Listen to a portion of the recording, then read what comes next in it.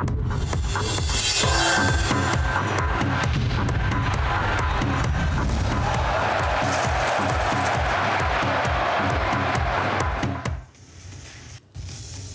জি24 স্বাগত। স্পোর্টস 24 নিয়ে আমি আত্রই আপনাদের সঙ্গে। আর দেখে নেব ফুটবলের খবর আমাদের বিশেষ সেগমেন্ট গোল কিকে।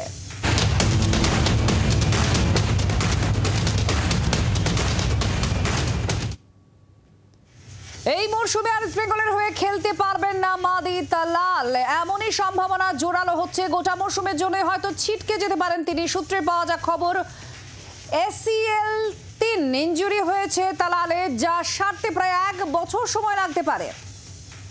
দেবাঞ্জন বন্দ্যোপাধ্যায়ের বিষয় নিয়ে আমাদের সঙ্গে আছেন, আরো জানাচ্ছেন। দেবাঞ্জন, ঠিক কি অবস্থা? চোট কতটা গুরুতর যে ছিটকে যেতে পারেন ইস্ট বেঙ্গলের হয়ে, আর খেলতে পারবেন না মাদি তালাল?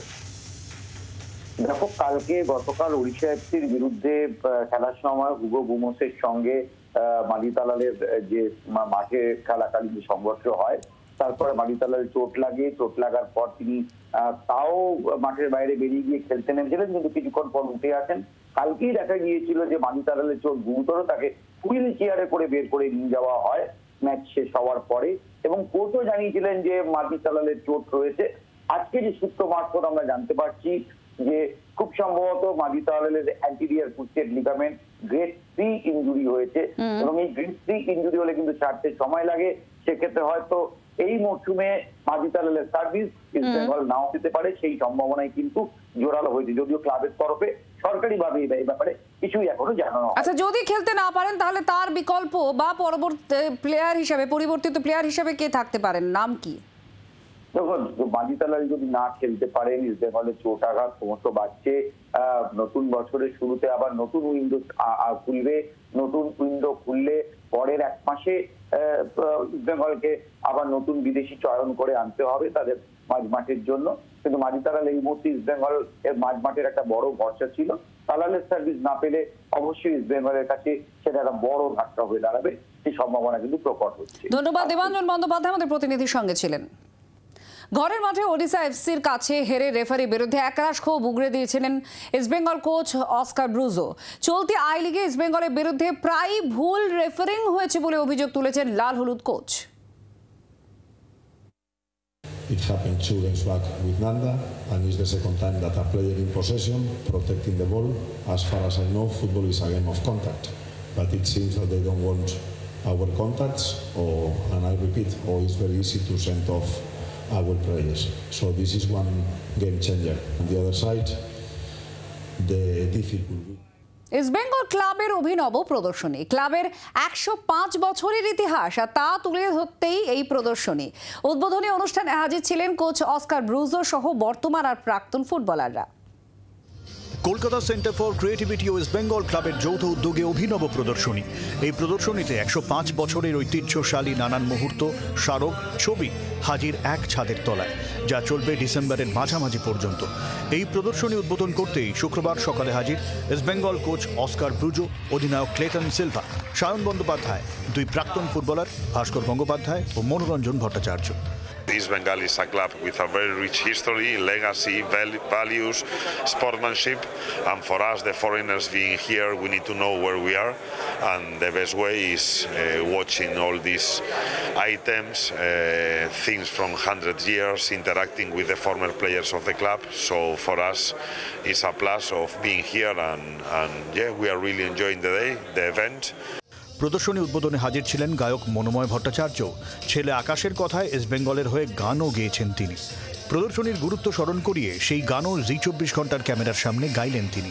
103 বছরের পুরনো একটি ক্লাব, আমাদের ক্লাব, যে ক্লাবে কত প্লেয়ার এসে খেলে গেছেন এবং তারা আমাদের ক্লাবকে শিখরে নিয়ে গেছেন, আমাদের সম্মানকে। সেই ক্লাবের আজকে এত সুন্দর একটা এক্সিবিশন আমি এসেছি।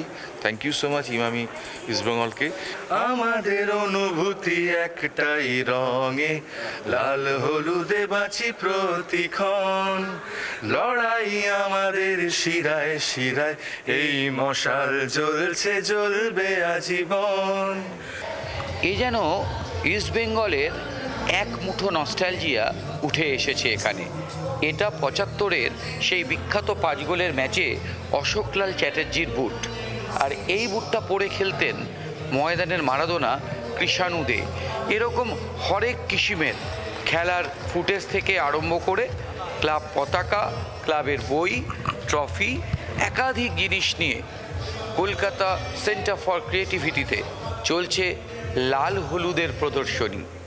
ক্যামেরায় দেবাশিসের সঙ্গে দেবাঞ্জন, জি24 ঘন্টা। আইএসএলের ইতিহাসে কলকাতা আর কেরলের দ্বৈরথ প্রথম থেকেই বেশি জনপ্রিয়, আর সেই দ্বৈরথে শনিবার ঘরের মাঠে কেরল ব্লাস্টার্সের মুখোমুখি মোহনবাগান সুপার জায়ান্ট। শুরুটা ভালো না হলেও চলতি আইএসএল এ ছুটছে মোহনবাগান। সাহাল আব্দুল সামাদরা 10 ম্যাচে 23 পয়েন্ট নিয়ে গোল পার্থক্যে শীর্ষে। এই পরিস্থিতিতে শনিবার যুবভারতী ক্রীড়াঙ্গনে সবুজ বেরুনের প্রতিপক্ষ কেরালা ব্লাস্টার্স 11 ম্যাচে 11 পয়েন্ট পেয়ে লিগ তালিকায় যারা শেষের দিকে। এই ম্যাচে মোহনবাগান রক্ষণে ফিরছেন শুভাশিস বসু ও আলবার্তো রদ্রিগেজ। তা সত্ত্বেও প্রথম একাদশ নিয়ে মুখ খুললেন না coach Jose Molina. I'm trying to put always the best lineup as possible, thinking in our game plan, and that is what I'm doing, right? তার পুরনো দল কেরালা ব্লাস্টার্সের বিরুদ্ধে নামার আগে সতর্ক মোহনবাগানের মিডফিল্ডার সাহাল আব্দুল সামাদ। বলছেন গোল না খেয়ে জেতার অভ্যাস বজায় রেখে চ্যাম্পিয়ন হতে চান তারা। Less we concede, the more chances of winning the league shield, you know. So one thing coach always say us is to remain calm, don't concede goal, and I think our defenders are doing a great job, and attackers who scores goals, Manvi, Liston, Maka, everyone, they're just doing their part. Defensively, the defenders are doing their job, and yeah, main thing is to win, so we always play to win. কেরলের বিরুদ্ধে অনিশ্চিত Greg Stewart, তা সত্ত্বেও কেরল ব্লাস্টার্সের বিরুদ্ধে জিতে league শীর্ষে নিজেদের জায়গা মজবুত করে নিতে চায় সবুজ মেরুন ব্রিগেড। ক্যামেরায় দেবাশিসের সঙ্গে দেবাঞ্জনের রিপোর্ট, জি24 ঘন্টা। ফাইনাল ম্যাচ দিয়ে শেষ হলো কলকাতা পুলিশ ফ্রেন্ডশিপ কাপ। এদিন ফাইনালে প্রধান অতিথি ছিলেন ইংল্যান্ডের কিংবদন্তি ফুটবলার সোল ক্যাম্পবেল। ম্যাচ শুরু হওয়ার আগে ক্যাম্পবেলকে সম্মানিত করেন পুলিশ সুপার মনোজ কুমার ভার্মা। তারপর সিপির সঙ্গে বসে ফাইনাল ম্যাচ দেখেন।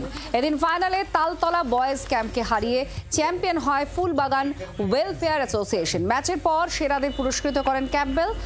চ্যাম্পিয়ন দলের হাতে ট্রফি তুলে দেন। এবছর এই টুর্নামেন্ট 600-রও বেশি দল অংশগ্রহণ করেছিল। স্পোর্টস যে কোনো স্পোর্টস হোক, মানে আমরা জানি দ্যাট ইউথের যা এনার্জি হয়, ইফ ইট ইজ চ্যানেলাইজড, ওটা যদি পজিটিভ দিকে যদি চ্যানেলাইজ যদি করা হয় তাহলে সোসাইটিতে অনেকটা ইমপ্রুভমেন্ট হয়, এটা আমরা মনে করি।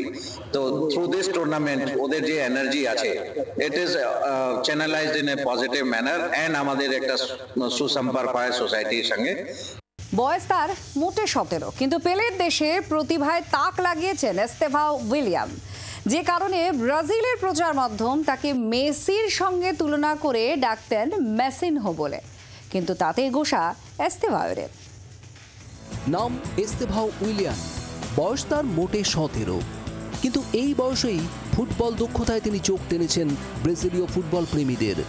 গতি, ড্রিবলিং, ক্ষিপ্রতা, সেট পিস দক্ষতা সবেতেই 100-100, যে কারণে ব্রাজিলের ফুটবল মহল লিও মেসির সঙ্গে তুলনা করে তাকে মেসিনহো বলে ডাকে। পর্তুগিজ ভাষায় মেসিনহো নামের অর্থ ছোট্ট মেসি, আর তাতেই বেজায় চটেছেন এস্তেভাও। সরাসরি সাংবাদিকদের বলে দিয়েছেন মেসির নামের সঙ্গে তার ব্রাজিলীয় সত্তাকে যেন মিলিয়ে দেওয়া না হয়। যদিও ব্রাজিলের কেউ কেউ এই ফুটবলারকে দ্বিতীয় নেইমার বলছেন, কিন্তু তাতে রাগ নেই এস্তেভাওয়ের। গোল করে সেলিব্রেশনের হাবভাবও নেইমারের মতো। আগামী বছরেই মোটা অর্থে ব্রাজিলের ক্লাব পালমেরাস থেকে এস্তেভাওকে নেওয়ার জন্য এখন থেকেই পাকা কথা বলে রেখেছে ইংলিশ প্রিমিয়ার লিগের ক্লাব চেলসি। নেপথ্যে অবশ্যই তার ফুটবল দক্ষতা, যার প্রশংসা করেছেন বিশ্বকাপ জয়ী ব্রাজিলের প্রাক্তন ফুটবলার ব্ল্যাঙ্কো ও কোচ লুইস ফেলিপে স্কোলারি। অনেকেই তাকে ব্রাজিলের সাম্প্রতিক জনপ্রিয় প্রতিভা ভিনিসিয়াস ও এনরিকের চেয়েও প্রতিভাবান বলছেন। মেসির সঙ্গে নাম যুক্ত করায় ক্ষুব্ধ হলেও ভবিষ্যতে কি মেসির মতোই নিজের দেশের বিশ্বকাপ খরা কাটাতে পারবেন এস্তেভাও? ব্রাজিলের জনতা আশাবাদী এস্তেভাও এনরিকেরাই বিশ্বকাপ খরা কাটাবেন। সেই স্বপ্নেই বিভোর পেলের দেশ। ব্যুরো রিপোর্ট, জি24 ঘন্টা। এই ব্রিসবেন টেস্ট ভারতের কাছে অ্যাসিড টেস্ট। যেভাবেই হোক জিততেই হবে ভারতীয় দলকে। ব্রিসবেনে কি করা উচিত ভারতীয় দলকে, খোলামেলা আড্ডায় জানালেন বাংলার প্রাক্তন ক্রিকেটার সৌরাশিস লাহিড়ী। বাংলার অন্যতম সফল বোলার তিনি। কেকেআর বাংলা দু দলের হয়ে উনি সাফল্যের সঙ্গে খেলেছেন, আর বর্তমানে বাংলার অনূর্ধ্ব-19 দলের কোচ, এবং একই সঙ্গে ভারতীয় বি টিমের হয়ে যারা কাজ করেন তাদের সঙ্গেও কয়েকদিন আগে কাজ করে এসছেন। তার ফলে ঋষভ পান্ত, হর্ষিত রানা, যশস্বী জয়সওয়াল এরা তার চেনা মুখ, আর তারাই খেলছে অস্ট্রেলিয়া বর্ডার গাভাস্কার ট্রফিতে। আমাদের সঙ্গে রয়েছেন সৌরাশিস লাহিড়ী। এই যে বর্ডার গাভাস্কার ট্রফি চলছে, এক এক করে ফেলেছে ইন্ডিয়া, তো সেখানে আবার লাল বলে ফিরছে ব্রিসবেনে। তোমার কি মনে হয় যে ইন্ডিয়ার গোলাপি বলের ভূত ঘাট থেকে নেমে গেছে, ট্র্যাক ব্যাক করার একটা সুযোগ আছে? নিঃসন্দেহে। দেখো, গতবারও যে ইন্ডিয়া যে সিরিজ আমরা জানি, ব্রিসবেন গ্যাবা হচ্ছে একটা ঐতিহাসিক মাঠ। ঋষভ পান্থের সেই ইনিংস আমরা এখনও কেউ ভুলিনি, বাট সার্কামস্ট্যান্স কিন্তু অনেক বদলে গেছে। এই অস্ট্রেলিয়ার টিম একটা প্রথমে 1-0 পেছিয়ে ছিল, গোলাপি বলের টেস্টে 1-1 করেছে। অবভিয়াসলি গোলাপি বলারটা সবাই খুব একটা সচরাচর খুব একটা খেলে না, ফলে গোলাপি বলের টেস্ট ম্যাচে অ্যাডজাস্ট করা খুব একটা ইজি নয়। সেটা ডেফিনেটলি সব টিমের ক্ষেত্রেই হয়। বাট তুমি যেটা বললে, আবার লাল বলে ফিরে এসছে, মানে এখানে আবার রিয়েল টেস্ট ম্যাচ আবার ফিরে এসছে। তো সেখানে অবভিয়াসলি আমার মনে হয়, দেখো, অবভিয়াসলি ইন্ডিয়া যথেষ্ট ভালো টিম, কিন্তু অস্ট্রেলিয়াও কিন্তু নিজেদের মাঠে মানে probably one of the best team, যেটা আমরা বলা হয় ওয়ার্ল্ড ক্রিকেটের the team to beat Australia in Australia. তো অবভিয়াসলি চ্যালেঞ্জটা কিন্তু একেবারেই সহজ হবে না, বাট হ্যাঁ, অফকোর্স ইন্ডিয়ান টিম পারে, ইন্ডিয়ান টিম অনেক অসম্ভবকেই সম্ভব করেছে। আমার মনে হয় সেটাও মানে India definitely will give the best shot এই ব্রিসবেনে। শোনা যাচ্ছে যে ব্রিসবেনে শনিবার থেকে বৃষ্টি হবে, বেশ ভালো মতো বৃষ্টির পূর্বাভাস রয়েছে, পিচে ঘাস রয়েছে, এবং কিউরেটর যা জানিয়েছেন পিচে গতি এবং বাউন্স থাকবে। তো এই জায়গায় প্রশ্নপত্রটা কতটা টাফ ভারতীয় ব্যাটারদের কাছে?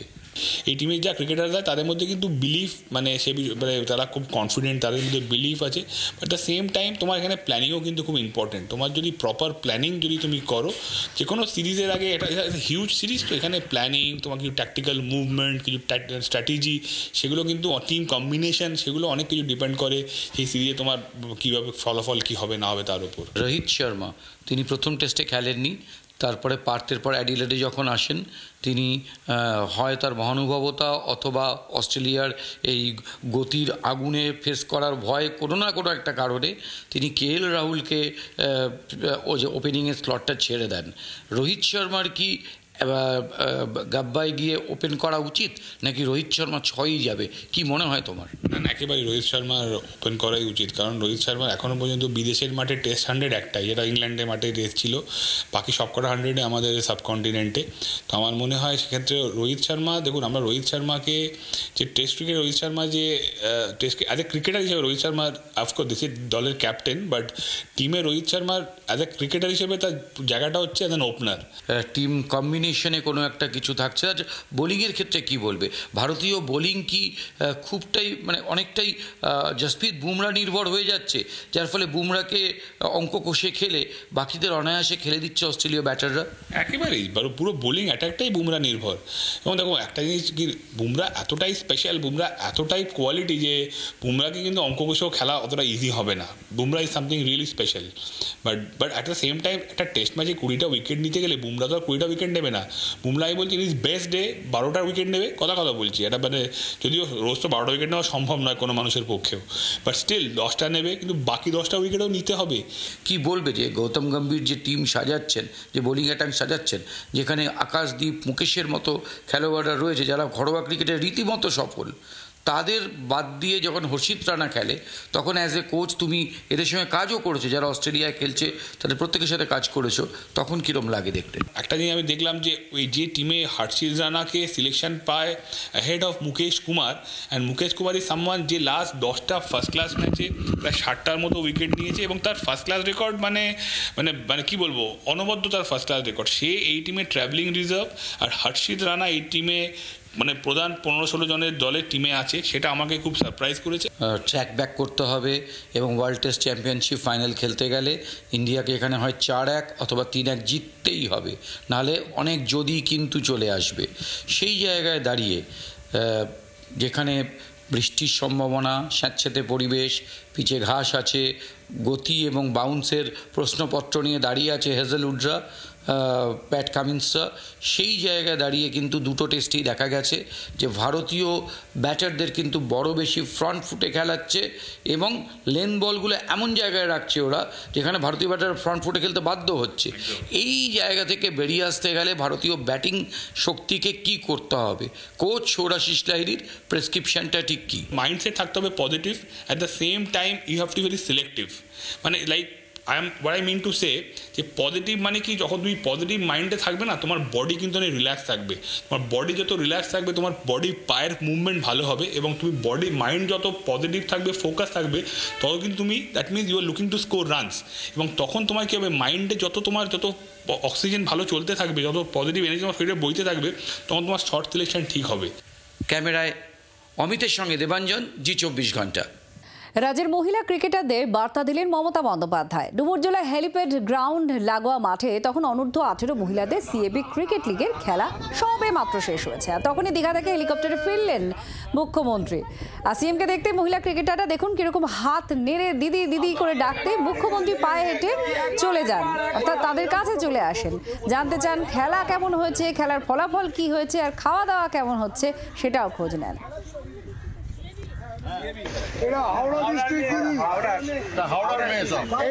এই মাঠটায় প্রথম খেললাম, দুটো টিমের সাথে আমরা জিতলাম আজকে হাওড়া। দুটো টিমই এখানে আছে এখন? বেরিয়ে গেছে, আজকে বীরভূম বেরিয়ে গেল। খেতে দিয়েছো? হ্যাঁ দিদি। কি খাইয়েছো ওদের? ভাত, ডাল, তরকারি, চাউমিন। চাউমিন কোথায় ছিল? আমাদের মাঠটায় খেলতে পারছি না, এখানে কি করে করবো? এটা তো খেল শহর, এখানে তো সমস্ত আন্তর্জাতিক ম্যানের খেলা হচ্ছে এখন। আমি জানি না, এটা খেল শহর, দায়িত্ব যারা নিয়েছে তারা করছে। এখানে সিএবি একটা এও করবে, সিএবি একটা মনে হয় স্টেডিয়াম করবে, কিছু একটা করবে। মাঠের জন্য খালি খেলাটার জন্য এইটা কি করে বলে? অন্য জায়গায় দিতে পারে, অন্য জায়গায় দেখে দাও, অন্য জায়গায় দেখে দিচ্ছি, কিন্তু এইটা হচ্ছে ম্যাডামকে বলুন এটা সিএবি করবে। আচ্ছা, ধন্যবাদ দিদি ভাই। দিদি ধন্যবাদ। এবার খেলার অন্যান্য খবর ম্যাচ কর্নারে।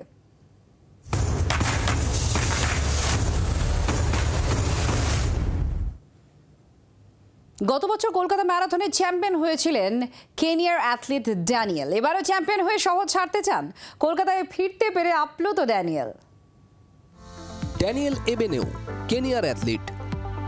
গত বছর কলকাতায় tata still world 25K champion হয়েছিলেন। চলতি বছরে বার্লিনে হাফ ম্যারাথনও চ্যাম্পিয়ন তিনি।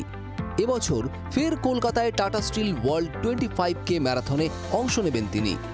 এবছরও চ্যাম্পিয়ন হয়ে কলকাতা ছাড়তে চান Daniel. I kept all my training together to come here and see if I can defend my title and see if again I can prove my personal best in 25K. গত বছর মহিলাদের মধ্যে কলকাতার এই ম্যারাথনে champion হয়েছিলেন সুতুমে কেবের, ইথিওপিয়ার athlete তিনি। তার লক্ষ্য আরও একবার চ্যাম্পিয়ন হয়ে ফেরা। Yes, I have my plan this year. I need to break the course record. Yeah. রবিবার ভোরবেলায় শুরু হচ্ছে টাটা স্টিল 25K ম্যারাথন। শুধু বিদেশের নয়, দেশেরও একাধিক নামজাদা অ্যাথলিট অংশগ্রহণ করবেন এই ম্যারাথনে। ক্যামেরায় তরুণের সঙ্গে অর্কদীপ্তের রিপোর্ট, জি24 ঘন্টা। এবার খেলার টুকরো খবর নিয়ে থাকছে ফাস্ট ট্র্যাক।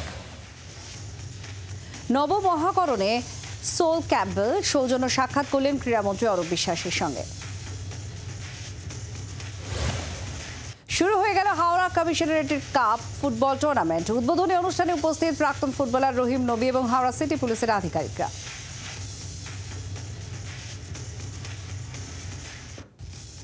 স্পোর্টস 24 আজ পর্যন্তই। সব খবরের জন্য দেখতে থাকুন জি24 ঘন্টা। বাংলার আওয়াজ, বাঙালির আবেগ, জি24 ঘন্টা।